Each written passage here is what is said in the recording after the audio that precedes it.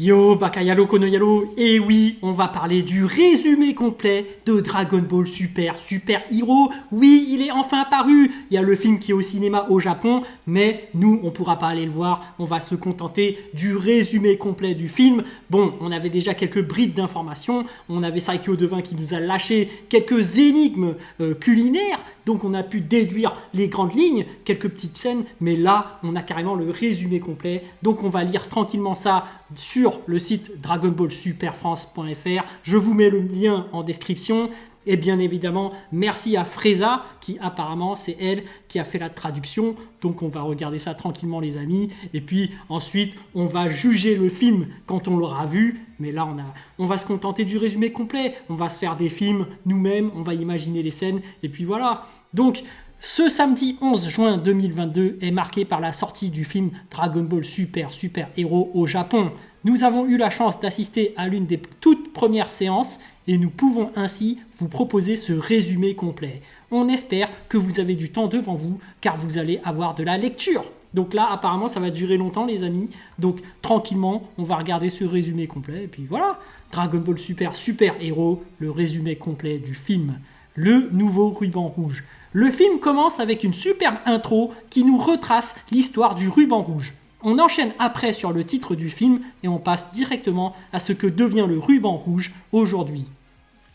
Magenta est donc le fils de Red. Il rêvait et prévoyait la renaissance du ruban rouge depuis longtemps dans sa base secrète cachée de tous. Mais avec la réapparition du docteur Gero, qu'il pensait disparu, ce qui s'est passé avec les cyborgs et leur rébellion, celle qui voit le jour pour se faire battre peu de temps après par Goku et compagnie, il a compris que ce n'était pas le bon moment, qu'il n'était pas de taille face à tout ça et qu'il valait mieux prendre son mal en patience. Il cherchait donc à avoir un grand scientifique comme Gero à ses côtés pour continuer la recherche et la fabrication de cyborgs afin d'avoir une chance. Il a retrouvé la trace du docteur Edo, qui est le petit-fils du docteur Gero. Edo est le fils de Gebo, le fils de Gero et Vomi, sa femme qui n'est autre que la C21 que l'on connaît. Ah voilà, il y a C21. Hein. Il est lui aussi scientifique et surdoué. Il était actuellement en prison pour avoir fait travailler des cyborgs dans un supermarché pour une expérience. Au moment où Magenta et Carmine pensent aller le voir, celui-ci vient juste de s'évader de prison. Ils peinent à le convaincre de monter dans la voiture car le docteur Edo était déjà au courant de tout, qui sont en fait le ruban rouge se cachant derrière une pharmaceutique. Car il les a espionnés avec son robot espion Hashimaru. Il a discrètement fait suivre Carmine après que ce dernier soit venu pour enquêter discrètement sur lui à la prison. Ils finissent par l'appâter avec de la nourriture. Magenta lui explique donc qu'il veut qu'il fasse ses recherches à son service, qui lui paiera une grosse somme en plus de mettre à disposition un labo et toute sa technologie pour lui. Edo n'est pas chaud, mais Magenta surenchérit sur la somme et lui explique que ce sont en fait des extraterrestres qui sont derrière la capsule corporation et qu'ils cherchent à dominer la Terre. Ok, donc ça c'est vraiment l'introduction, comment ils ont fait pour recruter ce docteur Edo et comment ils ont manipulé en donnant l'image de la corporation, comme ce sont des extraterrestres, tout ça, il va les manipuler. Ok, donc en fait lui aussi a été manipulé malgré le fait qu'il les espionne, hein, avec Hashimaru, donc on a aussi l'abeille. Donc, appâté par ces histoires qui nécessitent donc des super-héros pour sauver le monde et par la somme d'argent, il finit donc par accepter. Mais Carmine lui fait comprendre que de toute manière, il ne peut pas refuser en le menaçant avec un flingue. Ah ouais. Dr Edo, lui, dit qu'il accepte de toute façon de son plein gré et que ça ne sert à rien de le menacer avec un pistolet car il a modifié légèrement sa génétique afin d'être résistant aux balles. Oh, ok. Donc en fait, c'est à moitié un cyborg alors. De plus, son robot Hashimaru possède du venin et peut tuer n'importe qui en un rien de temps avec une seule piqûre. Il sait se défendre, faut pas croire. Gamma 1 et 2. 6 mois plus tard, Gamma 1 et 2 sont nés. Mais Magenta semble agacé par cela et demande au Dr Gero où en est sa commande de Cell Max, car il en a besoin pour sa domination du monde afin de faire pression. D'accord, donc on parle déjà de Cell Max. Ok. Le docteur Edo lui répond que ce n'est pas encore fini et il ne peut pas l'activer tout de suite. Il a besoin de plus en plus de temps car il risque d'être incontrôlable et de détruire ce monde que Magenta veut dominer. Et de toute façon, Gamma 1 et 2 feront nettement l'affaire. Mieux vaut se débarrasser des ennemis d'abord pour être tranquille et utiliser Cellmax. Piccolo est en train d'entraîner Pan qui a maintenant 3 ans. Cette dernière n'arrive toujours pas à voler. Piccolo la rassure en lui disant qu'elle a du sang Saiyan et qu'à partir du moment où elle comprendra le déclic, ça sera un jeu d'enfant pour elle. C'est l'heure pour Pan d'aller à la crèche. Elle s'en va en courant comme Aral et Shan. Okay. Piccolo retourne à son entraînement. Il reçoit alors un appel de Videl qui lui demande d'aller chercher Pan à la crèche car elle a un imprévu et Gohan ne sort pas de son bureau d'études car il est en pleine écriture d'un rapport important. Okay. Il reste encore du temps avant l'heure de sortie. Il passe donc voir Gohan pour l'engueuler. Ce dernier est en pleine étude sur une fourmi qui se transformerait et brillerait en changeant de couleur, un peu comme un Super Saiyan. Piccolo n'en a rien à faire et lui demande s'il est toujours opérationnel pour se battre en cas de pépin. Il le teste et visiblement, il a perdu la main. Blasé, il lui met sa tenue super lourde pour le punir. Gohan râle en disant que ça va être compliqué de poursuivre ses études avec un truc aussi lourd sur les épaules. Voilà, donc là on a Piccolo qui est en train de donner une leçon à Gohan, mais là on est dans le train-train de la vie quotidienne.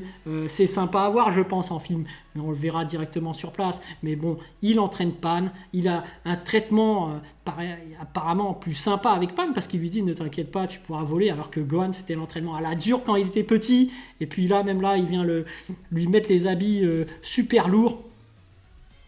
Pauvre Gohan, il ne peut pas étudier tranquillement. Piccolo s'en moque et s'en va. Il retourne à son entraînement mental. C'est alors qu'il se fait attaquer par une mystérieuse personne qui refuse de lui dévoiler son identité. Mais Piccolo le démasque rapidement en remarquant la marque du ruban rouge sur ses vêtements. Gaba 2, qui est donc la personne qui l'a attaqué, annonce qu'il est venu de base juste pour un test pour s'échauffer, mais qu'au vu des infos qu'il semble disposer, il ne peut se permettre de le laisser partir vivant et qu'on lui a donc ordonné de le tuer. Ah, donc voilà, Gamma 2 qui apparaît, normalement il y a la baston, on va voir ça. Gamma 2 prend en rien de temps l'avantage sur Piccolo et lance alors une attaque finale qui dévaste les alentours. Pensant avoir réduit Piccolo en cendres il s'en va sans vérifier s'il y a à son corps, car de toute façon, il a fini en poussière. Mais Piccolo a échappé à l'attaque et cache son ki. Il juge que ce cyborg est très dangereux, même pour Goku et Vegeta, et décide de le suivre pour enquêter. Ah, tu vois l'intelligence de Piccolo, là. Tu vois l'intelligence de Piccolo, il a préféré faire semblant d'être mort au lieu de le battre, un affrontement qu'il n'était pas sûr de gagner, et finalement, pour en savoir plus sur lui, sacré Piccolo. Piccolo infiltre le ruban rouge. Piccolo arrive donc à un grand cratère avec de l'eau dedans et voit Gamma 2 disparaître à l'entrée. Il pique l'équipement d'un soldat et entre, découvrant que c'était en fait un hologramme et qu'à l'intérieur se cache en réalité toute une base du ruban rouge. En continuant à suivre Gamma 2, Piccolo arrive dans la pièce où se trouvent Magenta, Carmine, Dr Edo et Gamma 1 et 2. Ils ont vu tout le combat depuis les yeux de Gamma 2. Ce dernier se vante que c'était du gâteau et qu'il a peut-être un peu trop fait pour un échauffement. Mais Magenta perd patience. Il demande encore où ça en est avec Cellmax. Dr Edo insiste sur le fait que ces 2 cyborgs suffisent et que Cellmax n'est pas encore prêt. Franchement c'est cool, hein. Pour l'instant Piccolo intelligent, une histoire tournée autour de Piccolo qui est en train d'enquêter, qui fait l'agent secret sans être repéré. Ok, donc ça c'est cool. Carmine fait alors son exposé, comme quoi la secte maléfique de Capsule Corp possède tout de même Goku et Vegeta, qui sont vraiment de puissants ennemis à ne pas prendre à la légère, sans compter Majin Buu qu'ils ont rallié à leur cause. Gamma 1 demande alors à Gamma 2 s'il a vérifié le corps, ce dernier répondant que de toute manière, il ne risquait pas d'y avoir de corps car il est parti en poussière. Ils reviennent alors sur les images et Gamma 1 lui montre qu'il est toujours vivant. Ça se dispute légèrement entre Dr Edo et Magenta. Le Dr Edo insiste sur le fait qu'il faut lui faire confiance pour Cellmax et ses 2 cyborgs. Donc d'accord, ils sont en train de se disputer. Piccolo en profite pour s'éclipser en douce, faisant croire qu'il doit aller aux toilettes. Il appelle alors Bulma pour lui demander si Vegeta et Goku sont dans les parages. Elle lui explique que non, qu'ils sont en train de s'entraîner sur la planète de Beerus. Il lui demande de les contacter en urgence parce qu'une grande menace se prépare et qu'il ne peut pas en dire plus pour le moment. Il quitte discrètement la base. Ok, donc ça c'était l'infiltration de Piccolo. Ça y est, il a fait comme dans Metal Gear Solid. C'était cool, bien joué Piccolo. Goku, Vegeta et Broly sur la planète de Beerus. On se retrouve avec Goku qui essaie d'entraîner Broly pour lui apprendre à se contrôler. Vegeta, lui, fait son entraînement de son côté, un entraînement mental. Chose que lui reproche Goku, ne croyant pas vraiment que ça soit un entraînement et que ça serve à quelque chose. Vegeta lui explique alors que Jiren n'est de base pas beaucoup plus puissant qu'eux. Il relâche juste sa puissance au bon moment, n'a aucune relâche niveau défense. Bref, que tout se joue sur le contrôle mental de son corps impeccable et que donc si ça doit être important. Mais ça c'est pas logique, ça devrait être plutôt Goku qui devrait dire ça à Vegeta. Parce que c'est Goku, l'expert en arts martiaux, qui contrôle plus ou moins et qui sait qu'il faut contrôler son corps. C'est lui qui a décidé de créer le full power, la maîtrise du corps, tout ça, le contrôle spirituel. Tout ça, c'est plus Goku. Je vois pas pourquoi ce serait Vegeta. Bon, soit. Whis arrive alors en disant que c'est le cas et qu'ils ont mis vraiment du temps à comprendre cela. Mais comme Goku ne semble pas convaincu, il propose un combat pour tester si les dires de Vegeta sont exacts. Goku accepte, mais refuse que Broly participe parce qu'il va encore perdre le contrôle et tout détruire. Beerus se réveille et demande ce que fait Broly ici avec eux. Goku lui répond que comme Freezer tourne dans l'espace, c'est plus sûr de s'entraîner ici et qu'il l'a donc ramené. Beerus n'est pas d'accord, mais Lemo arrive alors avec un bon bout de repas qu'il vient de faire. Beerus goûte, c'est une merveille du coup, il excuse sa présence à lui et Broly. Ah là là, il suffit juste de faire un peu de bouffe et ça y est, t'as Beerus dans ton cœur. Chilai arrive alors et manque de respect dès le début à Beerus sans savoir qui il est vraiment. Elle s'excuse et Beerus finit par la pardonner parce qu'elle est plutôt mignonne. Whis est choqué par les goûts de Beerus qui étaient plus simples que ce qu'il pensait. Goku et Vegeta commencent donc leur combat qui va, semble-t-il, durer super longtemps. Beerus part donc chercher de la glace avec Chilai. Ils mangent leur glace, le bâton de Whis est entouré de peau vide et Beerus en jette un énorme qui atterrit au-dessus, cachant donc la boule qui clignote pour signaler qu'ils ont un appel. Ok, donc pendant que Chilai et Beerus passent du bon temps, Broly est mis à l'écart et Vegeta et Goku sont en train de se battre. Voilà, moi je dis que si Beerus il finit avec Chilai, Broly finit avec Kale. Hein. Moi j'ai envie que Broly finisse avec Kale, j'aime pas trop le couple Chilai-Broly. Voilà, après chacun ses goûts. Voilà, moi je préfère largement Broly et Kale ensemble. Piccolo veut devenir plus fort. On revient à Piccolo qui est passé à la tour Karin pour prendre des Senzu. Il n'y en a que 2. Il rappelle Bulma qui lui dit qu'elle n'arrive pas à les contacter mais qu'elle va continuer d'insister. Piccolo est désespéré parce que Gohan n'est pas en état non plus. Il reste donc que lui pour régler cette affaire. Oh Gohan, t'abuses. Mais bon, après c'est vrai qu'il y a Goku et Vegeta en temps normal, donc voilà. Il passe donc voir Dende et lui demande s'il n'est pas possible qu'il éveille son potentiel caché comme l'ancien Namek avait fait pour Gohan et Krillin sur la planète Namek. Dende lui répond qu'il est nécessaire d'atteindre un certain âge pour acquérir ce pouvoir et qu'il ne peut donc pas le faire, mais qu'il pourrait utiliser les Dragon Ball, il suffirait juste de les améliorer un peu. Piccolo lui dit que de toute façon, ils n'ont pas le temps de les rassembler, mais Dende lui dit que tous les ans, Bulma les rassemble pour faire des vœux banals pour éviter qu'elles soient utilisées par d'autres et qu'elle devrait avoir les 7 actuellement prêts à l'utilisation. D'accord, Bulma, ça y est, elle se croit tout permis, elle fait 2 vœux chaque année, tranquille, hein, tranquille. Dende ramène la maquette de Shenron et verse un liquide dessus qui change légèrement son design. Piccolo appelle Bulma, qui a effectivement les Dragon Ball en main, et part invoquer Shenron chez elle.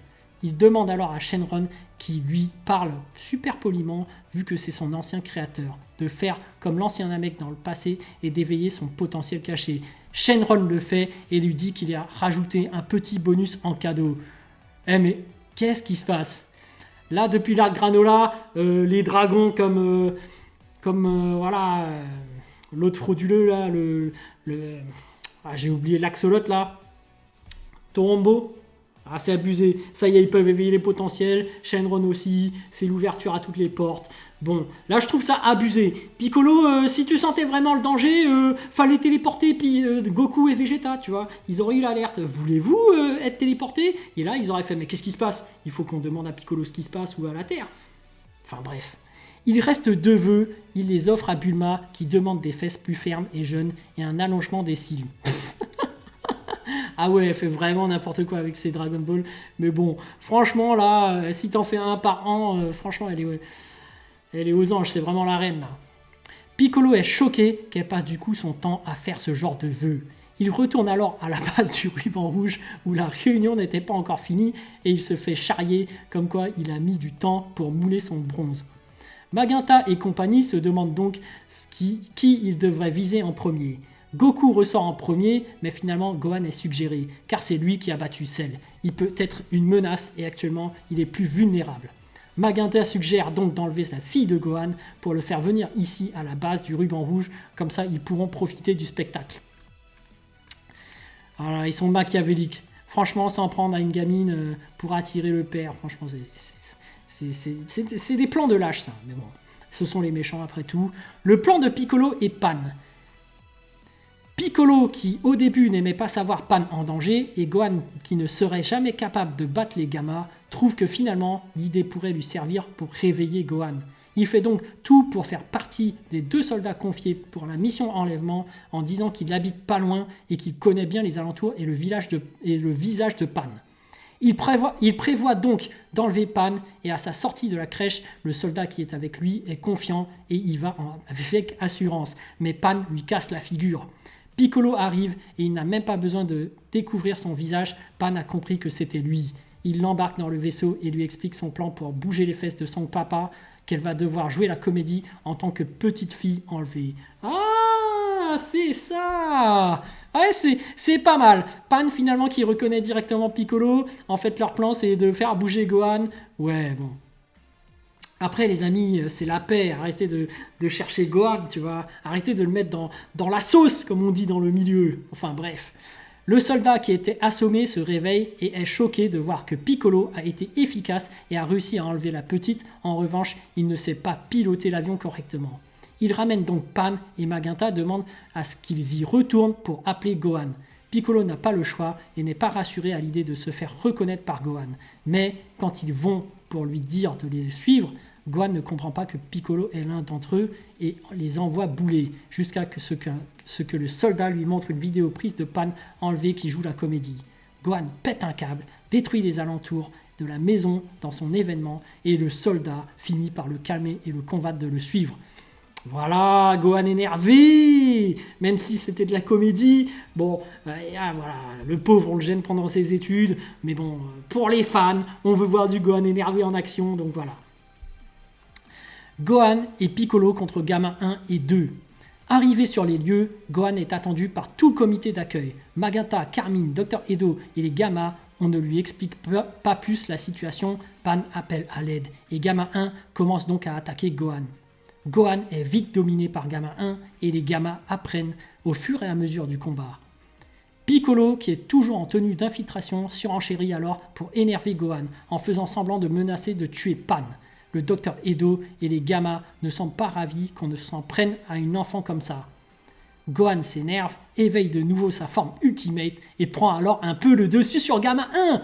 Alors que Gamma 2 compte aussi s'en mêler, Piccolo révèle son identité et lui dit que ça sera lui son adversaire et se transforme, libérant son potentiel caché. Donc là on a le Piccolo jaune.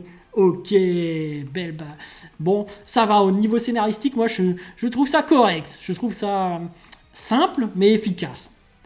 Pendant tout son combat contre Gamma 2, Piccolo va essayer de le raisonner, comme quoi de base ils n'ont pas l'air méchants et qu'ils obéissent juste à leur créateur et que ce dernier s'est fait laver le cerveau avec des mensonges. Mais Gohan et Piccolo commencent à perdre le combat. Piccolo tombe dans le sous-sol, dans un état critique et se rappelle alors des mots de Shenron comme quoi il avait offert un bonus en cadeau. Il éveille alors une nouvelle forme, plus massive, grande et orange. Il bat alors Gamma 2 d'un seul coup. One shot, waouh! Donc voilà, là on a Piccolo orange les amis! Piccolo orange géant. Donc il revient dans le game des puissances. Goten et Trunks en renfort. Bulma débarque alors avec les renforts composés de Goten et Trunks, Krillin et C-18. Piccolo est surpris de voir que Goten et Trunks ont énormément changé en si peu de temps et il en est expliqué que les Saiyans resteraient avec une allure de petits et d'enfants plus longtemps que la normale terrienne et grandissent d'un coup. Mais dans l'histoire de Trunks, ils ont grandi d'un coup.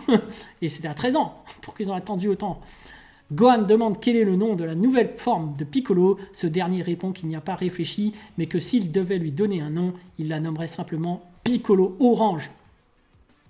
Ok. Piccolo donne un Senzu à Gohan, mais ce dernier ne voyant pas bien sans ses lunettes sous sa forme normale, oh là là, il a besoin de ses lunettes, mais c'est quoi ce délire? Fait tomber le Senzu dans un fossé. Oh. Piccolo est énervé et lui dit que pour la peine, il devra se battre sans. En panique, Magenta et Carmine décident de fuir pour éveiller Cell Max. Ah, mais ça fait aussi le fanservice, là, quand Goku il lance la Potala à Gohan et qu'il la rate contre Majin Buu. Donc là, il lui lance le Senzu et il le rate. Bon. Je pense que la mise en scène sera un peu identique à cette scène-là pour le fanservice, mais après, à voir le film, je ne sais pas vraiment. Donc, ok, Piccolo est énervé et lui dit que pour la peine, il devra se battre sans. En panique, Magenta et Carmine décident de fuir pour éveiller Cell Max. Pan, qui se battait contre des soldats de l'armée du ruban rouge, est alors sur le point de se faire attaquer lâchement par Carmine. Mais Gamma 2 revient alors que Carmine s'en prend à une enfant et confirme qu'il a bien compris qui étaient les réels méchants à présent, sa discussion avec Piccolo ayant visiblement servi. Mais il n'a pas besoin de sauver Pan qui met KO Carmine d'un coup de pied. Donc ouais, Pan qui jouait à la comédie, Pan qui met un coup de pied d'un coup, pam, KO. En fait, elle avait besoin d'aide de personne. Mais en tout cas, cette comédie a permis à Gamma 2 de reprendre ses esprits. Donc en fait, comme je le disais, comme je l'avais prédit, Gamma 1, Gamma 2, finalement c'est des super-héros, Gamma 2 gentils quoi. Entre-temps, Magenta a eu le temps de s'enfuir, mais Dr Edo réalise qu'il est parti en direction de Cell Max et lui court après pour tenter de l'arrêter. Magenta lui montre alors que lui aussi s'est fait refaire le corps et qu'il n'est pas en mesure de lui tenir tête et finalement lui tire dessus avec un revolver et ce plusieurs fois, même après qu'il soit tombé à terre pour être sûr de l'avoir tué. Oh mais c'est un méchant! Cell Max. Pensant avoir tué le Dr Edo, Magenta poursuit son activation de Cell Max, mais le Dr Edo se relève et lui rappelle qu'il a modifié son corps pour résister aux balles. Yes! Il lui rappelle aussi qu'à partir du moment où tu gardes une partie humaine de ton corps, tu es vulnérable et son robot Hashimaru pique alors Magenta avec son dard venimeux, faisant mourir longuement dans la souffrance Magenta alors que Dr Edo tente d'arrêter le processus. Mais Magenta qui agonise brise une partie de la machine avec son poing, cassant la machine et libérant Cell Max. Cell Max déclenche alors une énorme explosion pour sortir, balayant Dr Edo au passage, qui est inconscient au sol. Oh, ça y est, là, il y a Cell Max qui sort. Bon, en fait, il était gentil aussi, lui. Hein. Pauvre Dr Edo. Mais bon. Pan est sur le point de tomber dans le ravin, prise par les dommages de l'explosion, mais finit par réussir à voler à la dernière minute et se réfugier auprès de Krillin et Bulma. Gamma 1 et 2 sont alors hors d'eux, pensant leur créateur mort, et expliquent à tout le monde que Cell Max a volontairement été créé avec un point faible par le Dr Edo en cas de pépin. Le point faible de ce dernier est la sphère noire dans sa tête. Il faut la détruire et au moment où on la détruit, cela déclenchera une grosse explosion qui risque de tout détruire sur un grand périmètre. Il faut donc bien prendre en compte qu'on risque d'y perdre la vie. Oh, le coup de la sphère noire sur la tête, c'est un peu comme la sphère sur le front de Moro quand il était géant. Bon, allez, on va dire c'est du fan service. Allez, ça passe. Allez. Et après, il faut voir le film, ce que ça va donner, mais scénaristiquement, il y a quand même des petits fan service. On demande à voir ce qui va se passer. Gamma 1 et 2 combattent maintenant aux côtés de nos héros et tentent désespérément de briser la tête de Cell Max. Goten et Trunks fusionnent, ratent leur fusion, mais vont quand même se battre sous cette forme et arrivent même à frapper avec puissance la tête de Cell Max. Mais ça ne fonctionnera pas. Cell Max est hors de contrôle et déclenche une nouvelle explosion. Gotenks gros, oh là là, les bâtards. Ils auraient pu au moins le faire réussir sa fusion, quoi. À ce moment-là, Gamma 2 demande à Gamma 1 d'aller protéger le Dr Edo, qui ne semble pas mort, pendant que lui s'occupe de Cell Max. Après l'explosion, il annonce son plan aux autres, leur demandant d'occuper Cellmax pendant que lui l'attaquera à la tête de toute son énergie d'en haut. Il réussit son attaque qui brise le haut de la tête de Cellmax et détruit une bonne partie de son corps dans une explosion. Waouh! Pas mal le gamin là. Voilà. Il a dit qu'il avait un plan, qu'il irait jusqu'au bout pour être un super héros. Franchement, une attaque héroïque, super. Bravo. La nouvelle transformation de Gohan. Gamma 2 s'enflamme avec le coup et tombe mort au sol. Ah, pauvre Gamma 2. Mais son attaque n'est pas venue à bout de Cellmax. Krillin rappelle à Piccolo qu'il pourrait devenir géant comme au Tenkaichi Budokai. Piccolo avait totalement oublié qu'il pouvait faire ça et devient géant lui aussi, empêchant Cellmax de piétiner le corps de Gamma 2. Gamma 1 récupère le corps de Gamma 2 qu'il pose à côté de celui du Dr Edo et le combat reprend de plus belle. Il y a quand même des morts. Donc voilà, on a Dr Edo, Gamma 2. Pourtant Gamma 2, les deux étaient plutôt gentils au final, je trouve. Mais Piccolo ne tient finalement pas le coup car devenir grand n'augmente pas sa force de base et il donne le dernier Senzu à Gohan en lui disant qu'il va tenter de le retenir au maximum et que pendant ce temps, peu importe la technique, que ce soit un Kamehameha ou autre, Gohan doit concentrer toute son énergie en une attaque et viser la tête de Cellmax. Ok, mais Gohan prend trop de temps, tout le monde se fait mettre à terre inconscient et au final, Piccolo aussi se fait battre et semble même avoir perdu la vie. Gohan, voyant ça, a alors un déclic et débloque alors une nouvelle transformation avec les cheveux gris en forme SSJ2 mais plus massifs et allongés. Ses yeux deviennent rouges et son aura violette. Ok, ça c'est le fameux Final Gohan. Il tente alors de reconcentrer son énergie avec ce qu'il semble être un Makenko Sapo et Piccolo qui n'était pas mort attrape Cellmax en allongeant ses bras et tente de toutes ses forces de le retenir. Gohan finit par lancer un Makenko Sapo qui détruit littéralement la tête de Cellmax. Ce dernier commence alors à gonfler pour exploser. Tout le monde se dépêche de fuir au loin et arrive à échapper à l'explosion de justesse. Donc là on a du fanservice finalement. Cellmax qui commence à gonfler, ça rappelle une scène évidemment, mais Gohan, nouvelle transformation incroyable. Makenko Sapo, l'attaque du maître, une attaque concentrée qui touche le front. Waouh, ça doit être beau. Et cette nouvelle transformation, j'ai hâte de le voir en film pour voir si elle est vraiment terrible ou pas. Parce que bon, on est hypé, on sait qu'il y a des transformations, on veut voir ce que ça va donner. À la fin, Gamma 1 et Dr Edo sont aux côtés du corps de Gamma 2 qui est bien mort et disparaît en plein de petites énergies qui s'envolent dans le ciel. Est alors posée la question à Dr Edo de ce qu'il compte faire maintenant et ce dernier répond qu'il va se rendre à la police pour ses crimes. Piccolo insiste sur le fait que ce n'est pas de leur faute, qu'ils se sont fait laver le cerveau par le ruban rouge, mais il insiste en disant qu'il l'avait senti depuis le début, qu'il le savait mais qu'il l'a fait l'aveugle parce qu'il voulait le labo et sa technologie pour continuer ses expériences. Ouais, franchement, il mérite pas. Il était gentil, je trouve. Ça se fait pas. Il peut se repentir. Bon, on verra ensuite. On lui explique alors que de toute façon, la police n'en croira pas un traître mot. Ils lui disent aussi qu'ils feront comme si de rien n'était et n'en parleront pas à Goku et Vegeta. Dr Edo et Gamma 1 se voient proposer d'aller travailler chez Capsule Corporation.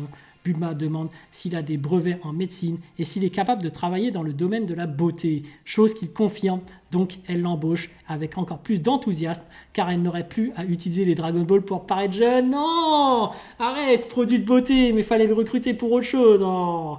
Bon, après c'est gaguesque, c'est rigolo, c'est du Toriyama, ok.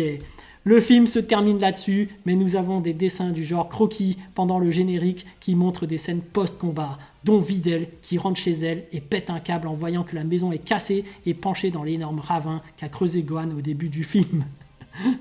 Pauvre Videl, elle était esquivée pendant tout le film. Scène post-film, on retourne sur le combat de Goku et Vegeta qui se termine enfin. Les deux sont à bout de force et c'est Goku qui tombera finalement à terre en premier, donnant donc la victoire à Vegeta. Sheila, il ne comprend vraiment pas l'intérêt de la chose et est encore plus choqué de voir Lemo et Broly qui pleurent d'émotion. Whis se rend enfin compte du message de Bulma qui est sur le chemin du retour dans son avion. Il lui demande la raison de son appel et si elle a des bonnes choses sous la main pour lui. Elle répond que c'est trop tard, que finalement c'est bon et que le repas a refroidi, donc ça sera pour la prochaine fois et coupe l'appel. En mode énervé, « Oh, vous étiez trop lent !» Comme prévu, rien ne sera révélé à Goku et compagnie. Résumé écrit par notre cher Frieza.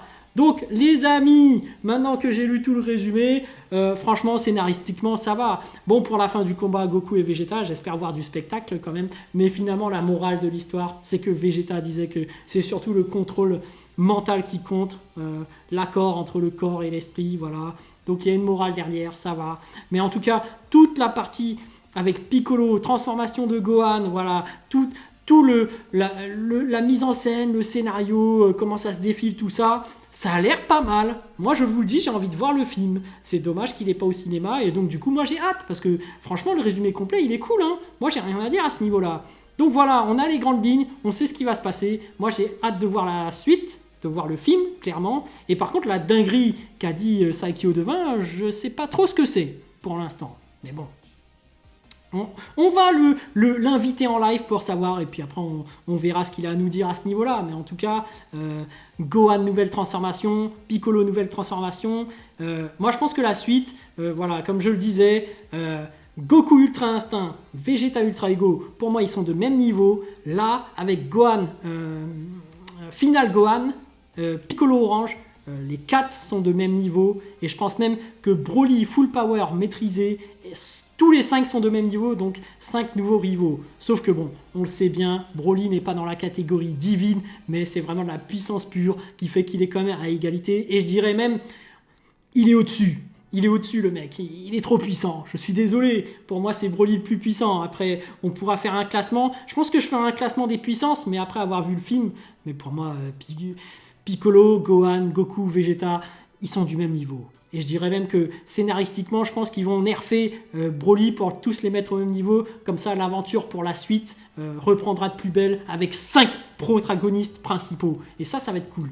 Bon, voilà les amis. Sur ce, je vous laisse. J'ai hâte de voir le film. Donc voilà. Ciao, ciao.